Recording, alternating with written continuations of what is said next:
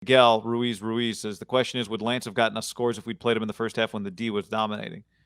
Well, not based on the way he looked early in the second half. There's a debate, it seems like, going on right now about how good he was. And the people who say he looked good, I think, are relying on the end of the game when it really was kind of out of hand. When it mattered, not only did it not look good, but it looked like Shanahan didn't trust him very much, doesn't trust him very much. Well, his first series, they did not throw the ball. They just ran, and then they punted. Second series where it realized, like, we can't play our entire half doing this because Seattle's like, hey, guys, our highest paid player over here is a safety, but he might as well be a D tackle. We're glad you're watching this video. Give it a like and subscribe to our channel. Yep. Also, check out the podcast below in the description. We're sponsored by Tito's Handmade Vodka. It happens to be the #1 vodka in America. This guy's up near the line of scrimmage. We want you to run it, so I hope you run it. So Kyle's like, oh, let's pass it. Early on, when the game was still in the balance, he looked atrocious. There's no he settled in. He was over his head, looked like he hadn't played in the game. I mean, he looked like, historically, what you think rookie quarterbacks are going to play like. Here's the problem, guy. They traded 3 first-round picks for him. Their first-round pick they used on him, and then 2 other first-round picks. They got to start working with him. I don't know what they're doing in practice, but it feels like they're just all in with Jimmy. And this goes back to Kyle with Jimmy Garoppolo. It's like, you need to coach this guy up. Now, clearly, they don't have a choice now, especially if Jimmy's going to be out a couple weeks. They go with Trey. Like, there's no going back and forth. To me, you just go all in with Trey, fucking figure it out, and learn through these reps. Like, he's going to be your quarterback. You've already invested all these picks, but pretty clear, now we'll see once he gets a game plan. Still, it didn't look like he had a great feel for guys getting open. He couldn't pull the trigger. Yeah. It did not look good. No, it didn't. And the first throw of the game, I mean, I guess you could argue he settled in because it couldn't get worse than that throw to the flat. Which running around is not close. Settled in, is it? Like, I just looked up. No, I mean, I did think as the game went on, I mean, he had the ball in the flat. Whether he settled in or not, I thought part of what happened early in the game that's what it looks like a lot of times when a rookie just steps in. It just so happens that he's stepping into that game in that moment when they really need him to be able to do more. That throw to the flat was them trying to get him an easy throw, and he missed very badly. Like, I don't know what he's going to be, but even if he's not a Pro Bowler, my guess is in his career he's better on that throw than he was in that moment. You talking to the one that was like way behind? Was it Kittle or Dwelly? Yeah, and so like my point is that's where the argument can be made. It looked like Kaepernick. That did. I mean, they were more aggressive play calling with Colin early in his career than they were with Trey Lance today. Yeah. Then they had to get the ball down the field, and the ball's getting hit. It's not coming out.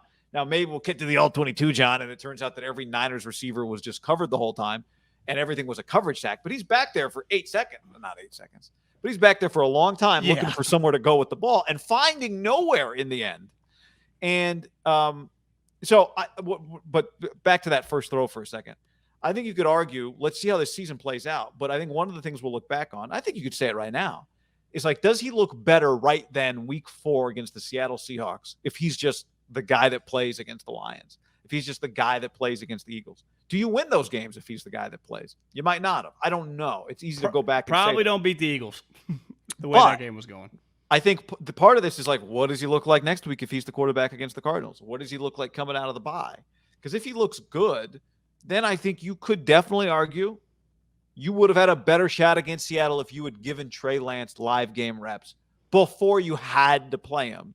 And this goes back to the preseason where I came out of that. You and I talked about it. Like, the one thing that was obvious about Trey Lance in the preseason was he needed to play in games. He needed to play. And I know I defended the inability to get him in the game because it's hard to get him in and the game dictates and play calls and blah, blah, blah. But regardless, I think we saw a guy today who needs game reps, and it's really hard. I'm not going to use the word unfair because I don't like that word, but it's really hard when these are your live game reps and it's time to go make plays. And your coach doesn't quite know what you're getting, and the defense is feeling itself against you because they feel like they can rattle you, and they're probably right. And that's just you're not set up for success. Well, I think this is where it is unfair. His head coach went all in, and I saw Gottlieb tweet this out because Gottlieb's been defending some of these coaches because, a lot of these coaches, these guys are not ready. It's mainly been the Bears and the Niners. And it's like the only reason the fans are up in arms, they want to see the younger guy, is because you're not the Bears and the Niners are not rolling out fucking Alex Smith or Montana and Jay Cutler. They're rolling out Andy Dalton and Jimmy Garoppolo. If you roll out the equivalent of what Alex Smith was to Mahomes, no one has an issue with it. But when you roll out a starting quarterback who's not very good, people go, what's the point in waiting here? Especially when both teams traded a combined, not factoring in the picks they used, 3 total first-round picks. You know the Giants had the Bears' first-round picks? The Bears traded a first-round pick to get up there. The Niners traded 2 first-round picks to get up there. When you do a move like that, the fans, I was thinking about this yesterday. I'm at the gym, and I'm watching Wisconsin play Michigan. And offensive coaches, and Nagy's liked it, they're all like this because they spend so much time with the quarterback. You go to these meetings with some of the quarterback, the offensive coordinators who are quarterback coaches. They kind of defend that position over everyone else. And I get it. Like, that's who they feel they're truly in the bunker with. Like, that is their guy on the field. I feel sometimes you get too close to it all. You can't see the big picture. And it's like no one gives a shit that Jimmy is incredible with the game plan Monday through Saturday. Or Dalton, you should see him in the film room. He can lead the group. That's great to your team and, like, your coaching staff. But your fans, your owner, your AD in college, like, it's irrelevant. Like, you can feed me a couple stories during the week, and that'll keep me going. But at the end of the day, you get judged on the game. That is the game. So it's like, Jimmy's not good enough to hold this guy off forever, clearly. And the problem is, though, they're putting in 0 time to this guy in the season. Because I know that he's admitted it. They're just all in, and that's how it works. And the problem is then, like, this happens, and it shows Jimmy clearly can go down at any moment. I don't know, why would you think that? Because it happens every year. I said it on the last show. Let's not forget this element of it all. Crazy as I became kind of numb to it. Not numb to it. You just forget about it. You just think, oh, Jimmy's rolling again. And then all of a sudden, I immediately text you because he's with his hat off. I'm like, oh my God, they benched him. And then they, of course, come in with the calf, which could they have benched him after that half? Probably not, but would have been weird. The plays they ran out of halftime did not feel like it was. The plays they ran for Trey out of halftime did not feel like they just benched Jimmy, right? To me, you bench Jimmy, then you're about to do some shit. 100%. And that's not what they did. Because they're not ready to do some shit, guy. No, they haven't been working with this guy. And this is what I'm talking about. The whole thing with Kyle, and now Trey's thrown into this, which he clearly is swimming. He is swimming, and he was swimming today against one of the worst defenses in the league. That's one of the worst defenses in the league. Like, relative to what they're going to face with the Cardinals are better defense. With the Colts in a couple weeks, but now the thing is with Trey, why would you take him out of the driver's seat at this point in time? Well, I think the thing that keeps him in the driver's seat is that what happened at the end of the game. You go, okay, he didn't look good today, but he looked better at the end than he looked at the beginning when he played, right? Because this goes, if I'm going to take your point about quarterback coaches and offensive coordinators and head coaches who are offensive guys defending their quarterback. You agree with that statement? You talk to these guys. Yeah, I mean, I've talked to some OCs recently who kill the quarterback because they know what the quarterback's supposed to do. So, but I generally, I guess it depends on their relationship. It depends on their relationship. The part I agree with is that they put a premium on knowing what to do. Like, who can I trust to know as much as I know about the offense? Way more than fans and owners and ADs, right? They judge things that we can't quantify. I think if you ever talk to a coach and you bring up like a storyline, their thing is always like, I'm just trying to win this week, right? And I think that's where the Niners have been. They've put themselves in this kind of weird middle ground where the goal is Super Bowl, but the roster, we could argue if it's a Super Bowl roster before the year, and you and I did, right? Like, okay, we think it's pretty good, but this does not look like a Super Bowl roster necessarily. And then you combine these like high expectations for what you think you're going to be, and this quarterback who's not actually good enough to carry you there, but he knows the offense well enough that you think, well, maybe we can get away with it. Maybe we can just get by with a quarterback who's not really dynamic enough to get us deep in the playoffs. We'll have picks coming up this week, and we'll make them at mybookie.ag. Promo code HAM and the number 1. Also, check out these great slippers. Overland.com/ham for free shipping. Where he's not dynamic enough to carry us to the playoffs if that's what we need, but he knows enough that I'm going to think I can mitigate my risk here, and I can just hit all the right buttons because I'm the play caller. And as long as this guy just does what I tell him to do, we'll get to the playoffs. but it doesn't work that way necessarily because it's hard to just do what you're told to do once you're on the football field and the real things start happening. And so I think coaches get so focused on how do I win today? It's hard to go, well, if I play Trey Lance today, then he's better in 3 weeks. And then, yeah, maybe I lose a game that I otherwise would have won, but maybe the stuff that I can't control, the stuff that the player can do on his own, that's hard to predict. It's impossible to predict that stuff. That's what gets us there. Like, did the Niners get to the Super Bowl with Colin Kaepernick because Colin just did what they told him to do? Or No. they got there because Colin just does some crazy stuff that's incredible, right? And their defense was awesome. I mean, their defense was awesome. Yeah. But the point is, I think coaches have a hard time going, if I play this guy now, he's not better today, but he might be better in a month. And that's worth the trade-off. Yeah, and that's always the biggest and that would have been the argument to play Trey Lance against the Lions.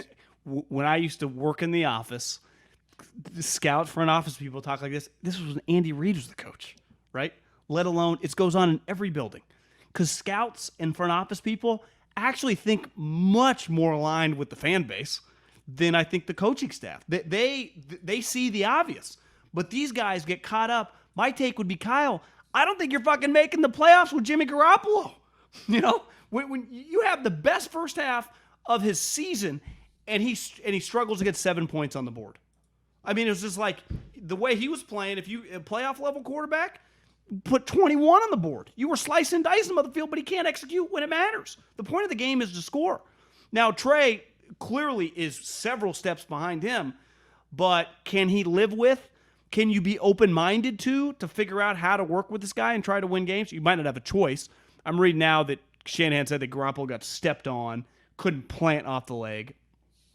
But, like, are you going to be trying to force a gimpy Garoppolo? Like, go all in with Trey. This is your meal ticket, Kyle. You're already under a huge contract. You've already traded the farm for this guy. Like, what's the point now? Like, he's got a long way to go, and he ain't learning anything in the fucking film room with Rich Scangarello eating pasta. I mean, it's not that hard. But it's like, I've heard that guy's not even that good of a coach. That's my thing. I questioned, like, his ability to coach. I just do. People with the Eagles were like, he was terrible. Now I'm watching him work with these guys. They're getting worse. Like, I judge coaches on what their players do. Simple, point blank, period, end of story. If your player sucks, you're not a good coach. If your player is good, I'm not talking like the highest end guys. I'm just watching the improvement of most of your guys. And none of them improve. See, we disagree. I don't think Jimmy's gotten worse. I think this is what it is. He just hasn't gotten better. I think Jimmy's gotten worse from where he was in 2019. Because when you don't improve, it just gets worse. Yeah, well, okay. Well, but he hasn't gotten better. So if we call it a flat line and everybody else has gone this way, either way, it wasn't good enough then without that defense. But he was way better in 2019 than he is now. Yeah. Yeah, I don't know if he was way better. He was better. They were better, I think. But regardless, I don't know that there's anything that can be done for Trey Lance in the film room. He's got to play football. The only way he's getting better at this point is Trey Lance been watching film for 2 years. He's played one football game. I know. The only way for Trey Lance to get better is to play football games. That's my thing when people push back. Like, what do you want? These guys are overwhelmed. Well, it's like, they practices are now a joke, a complete joke. I heard Wickersham tell, I think, Bill Simmons a story about, like, when they were arguing in 2011 and John Morrow was like, we cannot take away the OTA and the training camp practices from our coach. Our coaches and GMs are going to snap. And Bob Kraft was like, hold up. They work for us. Who gives a shit? And that's how, then everyone's like, yeah, he's right. And then they did a deal. That's why that was the holdup. Like, yeah, the rules are the rules now. You don't really practice anymore. You do much more mental reps. So the guys that have practiced and played a lot have huge advantages. So the only way for Trey to get better is going to be to play. Because to just assume that, like, if he didn't play all season long and Jimmy just went about and they won 8 or 9 games and they just scratch and clawed their way of toughness and grit and a couple plays here and there, that he would look that much different next year, to me, would be a false premise to go off of. Because it could be a huge learning curve for him next year when he actually had to play. I'm not saying he wouldn't benefit from sitting, and there would be some incremental learning process to his brain and just feeling the game. But there's no guarantee that he'd just be like a Ferrari in Kansas City and just hit the ground running. Yeah, and clearly, like, look, Patrick Mahomes had been starting a lot of football games. Patrick Mahomes had played a lot of football in college. Yeah. all this theoretical learning. Trey Lance been doing a lot of theoretical learning. That's not going to get it done, particularly for a guy who part of the reason you drafted him is because of the stuff he can do outside of whatever theory you teach him. Right now, all you need for him to do is the basic theory stuff. But I think what's key is if you decide Jimmy Garoppolo is not good enough to get to the playoffs, and I think we can decide that. We've decided that. Then you can't wait until it's all gone to go to Trey Lance. Yeah. You've got to get out ahead of it. Yeah. I'm not sure that he will this week. If Jimmy can play, I wouldn't shock me if Garoppolo's the starting quarterback. And this goes back to the way you just described the coaches. It can be a huge fatal flaw for these guys. It's always been one of Belichick's greatest strengths is like he can see the short and the long. Most coaches, and definitely Kyle falls into that. Kyle is obsessed with tomorrow right now. He's just obsessed with it. It's like, Kyle, you're the boss of this fucking franchise. Like this is what's scary about naming coaches the grand poobah of everything and making everyone in the building answer to them. Because like Belichick and Andy can balance everything. Like they've been doing it forever. They're not as obsessed with like tomorrow, even though they are, right? But they can also see like 3 weeks from now. Like they can see Kyle's still in this kind of proving himself phase, as any coach at 41 years old would be. Sean McVay, all these guys are. That it's like he would be obsessed with this week, as he should be. But I'm with you. If Jimmy's healthy, I'd be stunned if he didn't go back to Jimmy, and that's 100% the wrong move. And he might just get lucky that Jimmy's calf like doesn't enable him to do it, but then like what if he's ready after the bye and he goes back? Like this is where then it depends what happens against the Cardinals, right? Like Alex Smith stayed on the bench because Colin Kaepernick was good enough to keep him there.